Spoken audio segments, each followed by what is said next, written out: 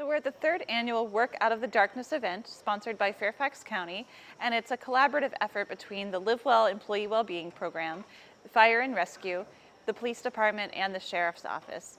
And the goal of the event is to promote mental and physical well-being for Fairfax County employees, retirees, family members, and in a particular way, first responders from across the DC area. Several years back, we had one of our firefighters die by suicide, and we felt the need to do something about it and bring mental health issues to light. So we got together with the Live Well program here at the Government Center and came up with an idea of having a Work Out of Darkness event. This became a reality in 2016, and ever since it's been growing bigger and bigger every year.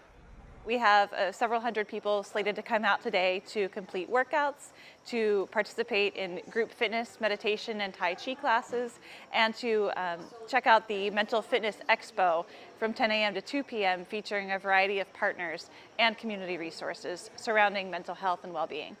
Events like this are very important for the well-being of our county employees. Being aware of mental illness is something that we all need to understand. And as we continue on throughout the year, you're going to see many other events that we do in Fairfax County that support the staff here as well as their families.